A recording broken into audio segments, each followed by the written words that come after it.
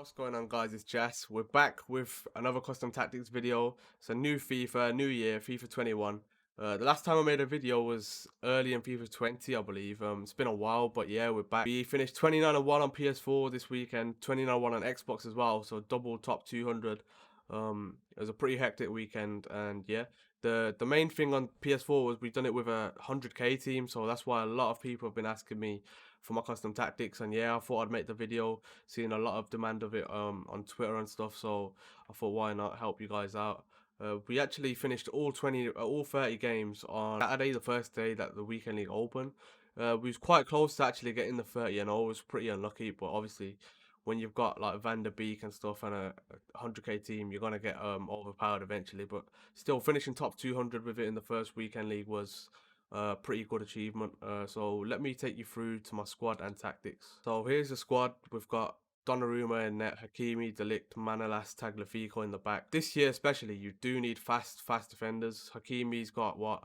94 pace, absolutely rapid. De Ligt is a bit of on the slow side, 72 pace, but he held his own. Where he's weak in speed, he's really strong in his defensive abilities like interceptions, tackling and stuff. We've got Manolas, who's a really fast centre back with 82 pace, and Tagliafico, who's a bit slow with 82 pace as a fullback as well.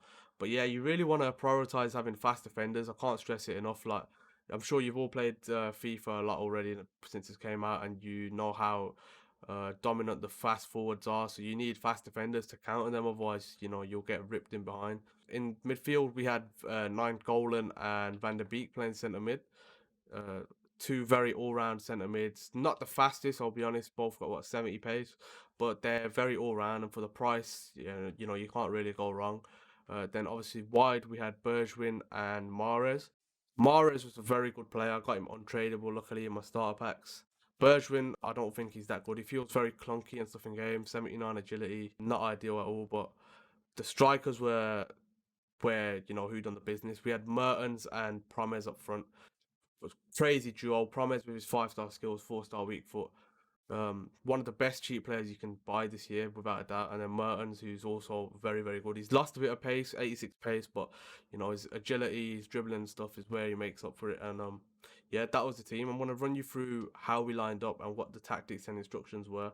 So this is what we started off with from minute one. Press on heavy touch. Obviously, we've changed from last year. Everyone playing drop back, balanced, overload ball side, etc. That was what was the meta last year and what worked. This year, still very early stages, but I feel like high press is what works. You want to get in the face of your opponents and win the ball back in their half, in their box even. And as you can see in that little demonstration they've got there, the way the players press on heavy touch. When your opponent has the ball in their own box on their defensive line, your strikers, your whole team pushes up and tries to win the ball back. And I feel like it's really important this year. Otherwise, you're just gonna let people hold the ball, and especially when you're losing a game, you want to be able to win the ball back. We've got 4 width. That's dependent on how you want to defend. I like my defense being quite compact to each other, quite tight, so there's not many gaps, especially through the middle. Depth, we've got 6. We sometimes change that to 7 as well. Really counteractive compared to last year, whereas last year I think I played 3 depth. But this year I really want to win. I like to win the ball back high up the pitch, as I just said. The depth we've got is 6.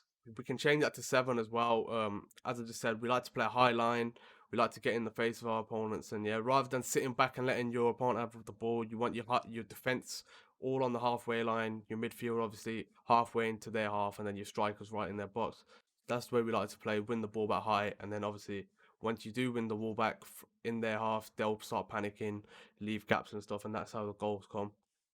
In the attacking sense, we've got fast build up, 5 width, 3 players in the box, 2 on corners and free kicks. There's corners and free kicks adds every year. It's not even that important. You just want one big player on the front post. To be completely honest, that's all up to you. If you want 4 or 5 on your set pieces, makes no difference compared to your game tactic. But the width that I've got on attack is 5 because I didn't want to change it from what it default was. You can make that really narrow, and then your wingers will start to come inside. I think it's more suited for players like Mahrez and stuff who ain't that rapid, but inside they can do damage.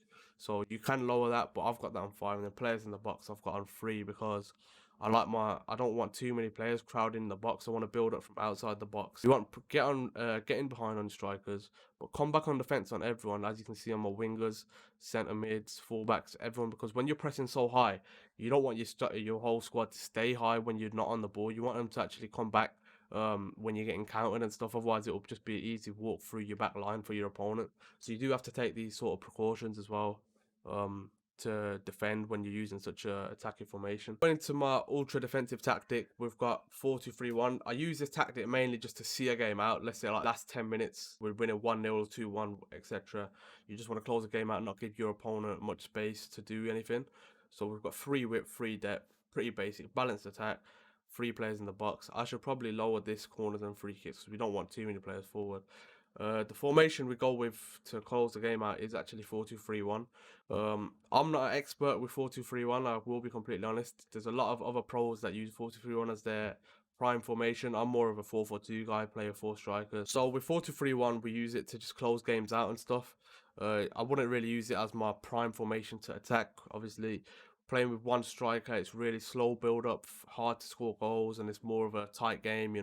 Who can get that lucky breakthrough. I much prefer playing with 2 strikers, but yeah, this is a really good formation defensively. And if you guys want a stable game, not concede like rash goals and stuff, this is definitely a formation for you. I definitely recommend having a 5-star skill up front because with one striker, you need to work like magic to get space to shoot, and with a 4-star, 3-star skiller, you're not going to create much. So definitely need 5-star skills in the middle. Um, as a cam, you need someone who's more of a winger, who's fast. I'd say you don't really want a traditional cam like De Bruyne or Ericsson or those sort of players. You want a fast, skillful player. And obviously on the wing, you want pacey wingers who have got a bit of physical about them, like Bergwijn. CDMs, you just want them to cut your passing lanes. I'll show you the instructions as well. We've got cut passing lanes, cover center, and stay back while attacking on both CDMs.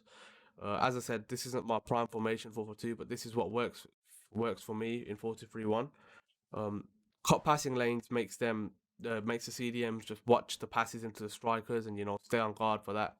So that's the tactic that I'd put on 4-2-3-1. Obviously, stay back while attacking on fullbacks. You don't want them to be getting forward, leaving space at the back, especially when you're trying to defend a lead. But that's my 4-2-3-1 tactics. I'll show you my ultra attacking. This is if you're losing 1-0 or 2-0, you basically, the game's slipping away. You need to get back into the game. Constant press, you want to be there, not giving your opponent any time or space on the ball. 10 depth, you want the highest there is basically, because obviously it's all or nothing at that stage. If you're 2 goals down, well, if it's early in the game, I wouldn't really go to all out attack. But I mean, this is like 10-20 minutes to go. You might as well give it a go and go all out attack. Possession offensive style so that the players, have a bit of a structured attack. um, I think it's 9 or 8 players in the box. You want everyone getting in the box there, raining forward because you have to go for it. And the formation we've actually got is 3-1-4-2. It's one of the new formations. I think they just added it last year. Um, we've got obviously 2 strikers, LF and RF, so it's basically 4 forwards. Probably the most attacking formation you can get with a left mid and right mid behind them as well. It's all out attack, and you might as well go for it if you're 2 goals down. So that's why we've gone with this formation, and it did save me a few times in last weekend league. If you watch my champions channel, there was a game where I was 2-0 down in the 70th minute. I went to this formation and I ended up winning 3-2 in normal time. Didn't even go to extra time, so it is really effective if you need goals. But obviously, it does leave you leaky at the back with 3 at the back and no defensive protection in midfield. The instructions that I've got is stay forward on everyone in the midfield, get forward on the centre mid, man mark, and then the LF and RF, I've got them on default, didn't change anything. The strikers, I get stay central and get in behind. The reason for that is obviously you want your strikers to get in behind while the others, the midfielders and wide players, get on the ball. 3 at the back's the only risky thing about this formation, I would say, because everyone's using 4-4-2, 4-2-3-1. They've got 4 attackers. You need to be careful with 3 at the back. But yeah, this is basically just a plan B emergency tactic if you're chasing a game and you need a rescue. This is my attacking tactic. This is what I use for a balanced game, a stable game. I don't want to go crazy press. Don't want to do anything, where I could lose the game or let it slip early on. So this is what we use if we just want a stable game. balanced defensive style, obviously different from press on heavy touch. Your strikers are in their normal position, your centre mids are in their normal position. They're not running around chasing the ball for 90 minutes. And 5 depth, you know, this is the default depth. You want your team just to be on a normal line, not too high, not too deep. And yeah, fast build up, the same as what I just explained for my attacking style on my defensive tactic, my press on heavy touch tactic. So yeah, that's my attacking tactic, and I think that's all of them covered. I think I showed my instructions as well. But yeah, on your strikers on 4-4-2, just want getting behind, stay central. A lot of the information, it might be quite a lot of information for you guys to take on. But yeah, try these formations and tactics and let me know how you find them. Hopefully they do help you, as they really helped me. As I showed, this 100k team, it done wonders for me, get me top 200 with it. Um, but yeah, I'm really hoping that you guys do find these helpful. A lot of people are asking me for my tactics all week after I finish top 200 with the team. And yeah, that's it. That's the tactics. Be sure to let me know how you find them. And yeah, I'll hopefully be streaming weekend league and stuff on my Twitch, just1875. You can check whenever I go live through Twitter. And yeah, hopefully this will be a good season, and hopefully press on heavy touch is the meta rather than drop back. But yeah, thanks for watching, guys.